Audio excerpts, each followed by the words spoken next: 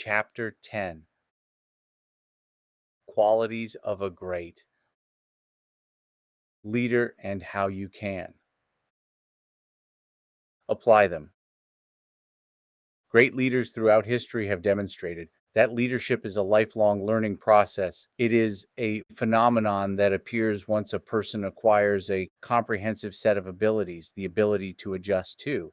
Ongoing change is the foundation of leadership skills. This is because reality operates differently. One can never predict what might occur at any given moment, so he should always be ready for the worst case scenario. He needs to be aware of the things that draw negative energies and be knowledgeable about how to ward them off. The best way to become well prepared for the worst is by learning through the experiences of others, especially the great leaders of all time. Life throws unexpected situations at us that join together with someone else, i.e., we experience the same things under different circumstances. So we can relate to each other and learn from the reactions of others. We can learn the skills to keep up the positive approach despite all the odds. This book has already discussed many things about strong leadership and great leaders. In this chapter, I will discuss the important lessons and how to improve them. In a person, great leaders make themselves accountable for their actions. The most important characteristic of all successful leaders is that they hold themselves accountable. They do not hold others accountable for the outcomes of their actions. Instead of worrying about problems, they look for solutions. It makes them proactive rather than reactive. It improves their work efficiency and helps them to overcome adversity. They become more polished as individuals and more capable leaders to understand how accountability shapes great leaders. Let's see it through an example of two friends who play a football match. One is confident that he plays the best game as he has played it since his early childhood, whereas the other thinks, although he plays quite well, there is always room to improve. As the days pass by, the first one starts to lose the game, so he blames the ongoing circumstances in his life. However, the second friend improves the game as he keeps taking lessons from well-accomplished football coaches. By learning from the experience of others, he makes himself responsible for the wrong tactic that has led to his failure, so he chooses the right ones. Great leaders do not fear taking risks. Taking risks is quite simple if you want to achieve something bigger. You must be ready to lose something far bigger. Nobody has harvested fruits from the opportunities that life has given him without taking risks. Life puts a person in a situation where he has to decide whether he shall take a risk to get to a better place or remain content with the current situation.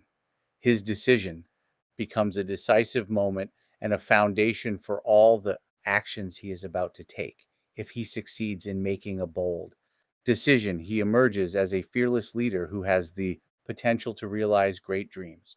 Moreover, risk takers make progress and innovation possible. All those who have revolutionized things have already taken risks. As discussed earlier, George Washington took a huge risk by standing against the British imperial system, which helped him realize the American struggle for independence. Bill Gates, who revolutionized information technology, took an extreme risk when he decided to drop out of Harvard to start his own company. Apart from the two notable mentions, great leaders like Thomas Edison, Nikola Tesla, Nelson Mandela, and Elon Musk were risk takers before they achieved anything. So, the very important step to starting a journey towards tremendous success is the ability to take a risk.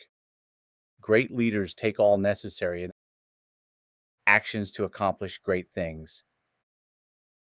Spend less time blaming and complaining and more time doing, like David Schuman. The people who become fearless learn how to do more and more. They become familiar with the significance of all the necessities that could help them bring greatness.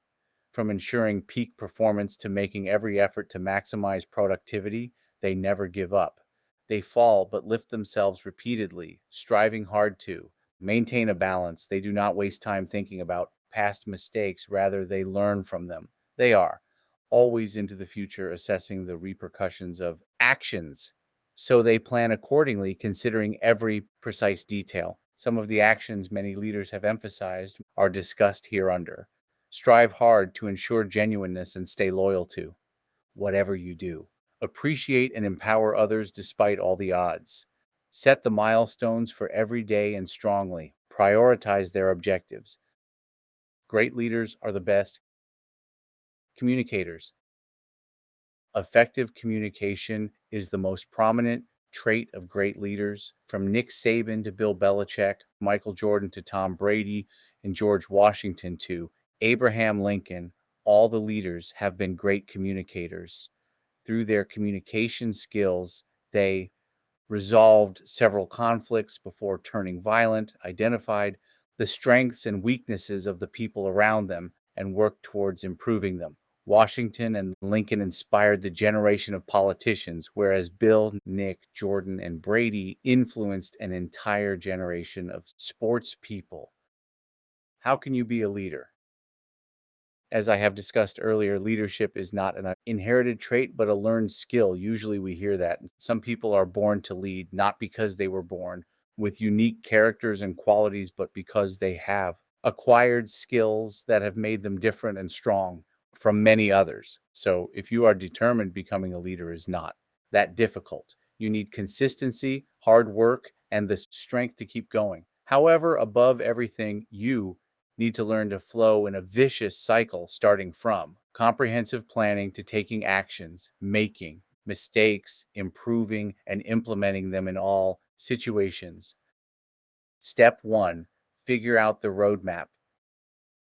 It is necessary for everyone who aspires to be a leader to figure out the roadmap. A roadmap shows a person the direction. It helps him sort out different ideas in his mind and align the most important ones. It safeguards the person from time overruns and allows him to squeeze the diverse ideas into one solid form, making their execution easy. So it is the first and the foremost step that is the most challenging and demanding. It always takes a lot of courage to take this step. However, if one succeeds in taking it on, the journey becomes smooth and the destination becomes clear. The ultimate question that comes to mind is, what action plan is required to figure out the roadmap? It's simple. Everybody has certain principles based on which he sets ideals, so the action plan shall be based on one's principles and qualities. It must be specific and unique, mapping suitable values to achieve the goals. Step two, take inspiration and mentorship from a great leader. Inspiration helps a lot in advancing the learning process, since we don't have time to experience everything on our own and build from scratch. The wise approach is to learn from the experience of others.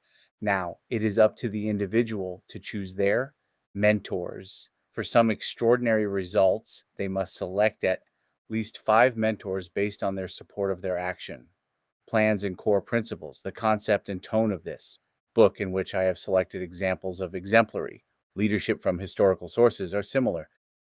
Step 3, take action.